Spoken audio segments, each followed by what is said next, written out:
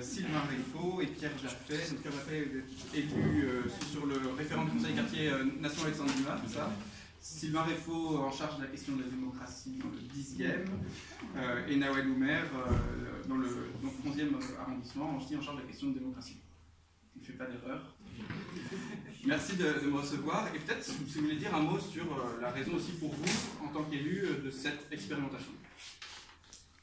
Merci Armel. Je commence peut-être pour rappeler un petit peu la démarche globale et puis après je laisserai les élus d'arrondissement et notamment le maire du 11e. Merci beaucoup d'être là ce matin parce que c'est une journée bien chargée, comme tout maire d'arrondissement le samedi.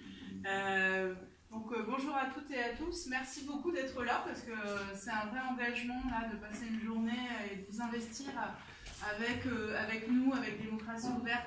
Il y a aussi des agents de la ville de Paris, j'en dirai un mot 2 minutes après. Donc de passer cette journée pour contribuer aux réflexions sur cette question des conseils de quartier. Donc moi je suis maire adjointe de Paris auprès d'Anne Hidalgo, chargée de la démocratie locale et de la participation citoyenne. Donc on essaye et puis des associations aussi, on essaye vous l'avez vu, de développer les outils de participation citoyenne. On a mis en place le budget participatif que vous connaissez bien maintenant.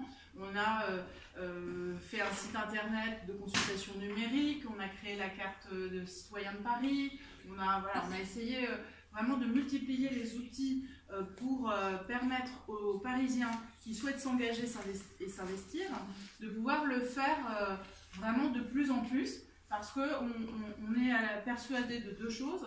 Premièrement, que quand on fait collectivement, quand on fait les choses à plusieurs, en intelligence collective, souvent les choses sont mieux faites, plus appropriées, parce qu'elles correspondent vraiment mieux aux souhaits des habitants. Quand on fait un projet de réaménagement de l'espace public, il vaut mieux en discuter avec les gens qui utilisent la place ou la rue, parce qu'ils ont une expertise d'usage. Donc c'est cette idée de faire ensemble, d'être dans une intelligence collective, et puis aussi parce que nous les élus, on voit bien qu'il y a quand même une crise de la politique, de la représentativité, une crise de l'efficacité du politique, de comment ça fonctionne tout ça, pourquoi ça prend du temps, pourquoi... Bon. Donc quelque part, être dans des démarches de co-construction et de participation nous permet, par le fait que vous veniez voir comment ça se passe de l'intérieur, à la fois que vous compreniez mieux comment ça se passe, et puis nous, ça nous permet aussi de nous améliorer, parce que quelque part, on est peut-être un petit peu plus soumis au regard citoyen, et donc on est plus... C'est pas la pression, mais on va dire, on a plus à cœur que les choses avancent et puissent se faire, parce que vous êtes là auprès de nous pour nous dire alors où est-ce que ça en est, pourquoi ça n'avance pas. Bon. Et donc c'est cet aspect pédagogique aussi de la démarche pour peut-être qu'on arrive à construire plus de confiance, plus de transparence, plus de compréhension des mécanismes d'une décision publique. Il y a des règles spécifiques avec la commande publique, avec une machine administrative qui, parfois, nous aussi, élus, peut nous peser. Et on se dit que cette démarche pédagogique, on peut peut-être retrouver un petit peu de confiance dans le système démocratique et puis essayer de l'améliorer. Alors, au milieu de tout ça, il y a les conseils de quartier qui existent depuis longtemps. Moi-même, dans mon arrondissement, je suis élue du 9e arrondissement. J'ai été élue référente de conseil de quartier pendant des années, donc je connais bien le fonctionnement des conseils de quartier. On sait qu'il y a des conseils de quartier qui fonctionnent super bien, que j'ai pu aller voir, où vraiment il y a des collectifs d'animation, des bureaux qui arrivent à mettre en place des choses, à créer une vraie dynamique de quartier. Puis dans d'autres endroits, on sait, ou dans certains arrondissements, où malheureusement c'est un petit peu encore à l'état embryonnaire, ça ne fonctionne pas si bien que ça, et parfois même à l'intérieur d'un même arrondissement, ça dépend un peu des conseils de quartier. Donc ce n'est pas une compétence de la mairie de Paris, l'organisation des conseils de quartier. La loi prévoit que c'est le maire d'arrondissement qui organise les conseils de quartier. Donc on ne peut pas imposer, nous, un mode de fonctionnement qui serait le même partout dans Paris. Voilà, c'est comme ça qu'est composé le collectif, c'est comme ça que doit fonctionner un conseil de quartier. On laisse les maires, ils le font généralement, ils s'impliquent beaucoup en tout cas ceux qui croient à cette démocratie participative, et souvent il y a des réflexions sur les chartes de fonctionnement des conseils de quartier qui sont régulièrement un petit peu revues pour essayer d'améliorer les choses. Mais on s'est dit, c'est un peu dommage, je me suis dit c'est un peu dommage, j'entends souvent des choses négatives sur les conseils de quartier, alors que moi je vois bien que dans certains conseils de quartier, il se passe plein de choses formidables. Donc l'idée c'est peut-être de se dire comment déjà mieux partager ce qui se fait pour mettre au pot commun de tout le monde à Paris et de donner des éléments dans des conseils de quartier où ils ont un petit peu du mal à faire fonctionner leur conseil de quartier, de leur dire vous pouvez, voilà, vous voulez faire un repas de quartier, vous voulez faire un cinéma en plein air, vous voulez faire quelque chose dans le social, de l'ordre du recyclage, dans ce conseil de quartier-là, ils l'ont fait. Donc on a mis sur le site internet de la ville de Paris 10 fiches pratiques de 10 projets qui ont été réalisés, 10 exemples de projets réalisés dans les conseils de quartier, en se disant on le met au pot commun pour tout le monde pour que d'autres conseils de quartier puissent s'en saisir. Et puis il faut aussi qu'on ait une réflexion donc, sur le fonctionnement des conseils de quartier, la communication, le budget, la gouvernance, la place des élus, la question de est-ce qu'on peut déposer un vœu en conseil d'arrondissement ou pas, essayer de soulever toutes ces questions-là. Et donc, je me suis tournée vers Démocratie Ouverte, que je connaissais comme association qui essaye de promouvoir et de permettre des démarches de participation citoyenne dans toute la France.